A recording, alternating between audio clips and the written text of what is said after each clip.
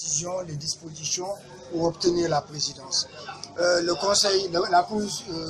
Conseil constitutionnel qui a vu le départ du président par le fait de l'exécutif, d'une façon unique, par décret, qui va à l'encontre de nos textes, parce que ce rôle est dévolu à la Cour suprême.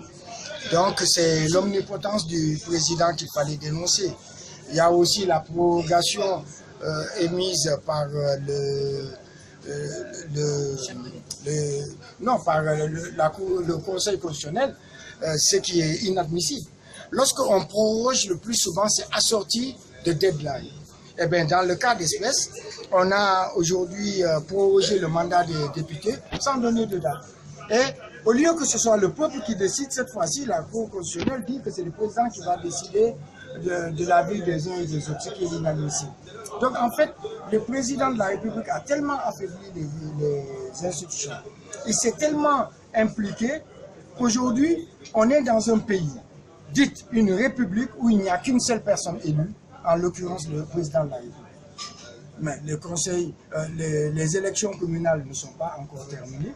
Donc, les élus ne sont pas encore en service.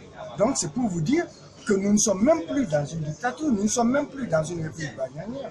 Il faudrait que vous les aidiez à trouver un qualificatif pour la Guinée, un pays où la seule personne élue est le président de la République. Parce que même dans les royaumes, il n'y a pas que le roi, il y a sa cour, etc. Donc, il fallait aussi parler de la grève des enseignants, le SLEG. C'est une situation que je regrette. Je crois que si l'État avait voulu régler ce problème, il pouvait, dans la mesure où le SLEG ne demandait pas la lune, il demandait un droit par rapport aux richesses nationales, par rapport à la répartition indispensable. Le SLEG demandait à entrer dans ses droits. Et donc le SLEG a des enfants, les enseignants ont le souci des enfants, c'est pourquoi ils ont choisi d'embrasser cette carrière. Et donc aujourd'hui, il faudrait que tout le monde se lève aux côtés du SLEG pour que ce pays avance, pour que les enfants ne perdent pas cette année, parce que si rien n'est gagné dans ce pays, on continue à jouer, on continue à mettre la pression avec une certaine forme infantilisante de la primature. J'ai critiqué la façon dont le Premier ministre a géré ce dossier, lui qui est tributaire du dialogue social. Je trouve qu'il y a des moments où il faut éviter d'être arrogant, mais surtout répondre à la demande sociale.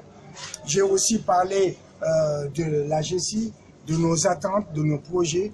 En tout cas, aujourd'hui, le travail que nous faisons de conscience citoyenne, c'est d'amener tout le monde à faire en sorte que ces élections législatives aient lieu d'ici la fin du premier semestre 2019. Nous avons encore la possibilité de le faire. Sinon, on va permettre au président de continuer à dérouler son programme. C'est quoi l'agenda du président? Il a retardé les élections communales. Il va retarder les élections législatives. Il va faire en sorte, au dernier moment, comme il connaît les desiderata de l'opposition, il va apporter un début de réponse. Ah, vous voulez un nouveau fichier? Eh bien, on va auditer l'actuel. Vous voulez un nouvel opérateur? Eh bien, on va lancer un appel d'offres. Vous voulez un recensement? Eh bien, on va lancer. Et ça va lui faire gagner 3 à 4 années. Il n'aura même pas besoin de tenter le diable avec l'histoire du 3e mandat. Donc, aujourd'hui, il faut qu'on lui coupe l'herbe sous les pieds. Et la meilleure façon de le faire, c'est que tout le monde se lève pour que les élections se tiennent à date. Réviser le fichier, ça ne peut pas dépasser 2 mois. Donc la Guinée a suffisamment d'argent pour organiser les législatives. Et maintenant, on met la pression sur cette CENI pour ne pas qu'ils nous sortent des chronogrammes bancals.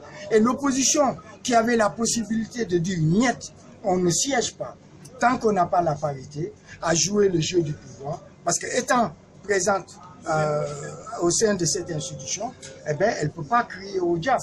Alors qu'elle pouvait se dire où on a la parité, où on n'y va pas. Et quel est le crédit d'une CENI où il n'y a pas l'opposition? Quel est le crédit d'une Assemblée nationale où il n'y a pas d'opposants? Et donc, il faut qu'on arrête de jouer avec la conscience, l'intelligence des Guinéens en parlant de la nature a peur du vide. Non, en Guinée, il ne faut pas qu'on parle de nature, de peur du vide, c'est l'habitude d'une seconde nature. Il faut qu'on arrête de prendre des gens pour des gamins. Aujourd'hui, cette opposition a la possibilité de ne pas siéger, elle a la possibilité de se retirer de la CENI, de dire si on n'a pas la parité, on n'est pas dedans.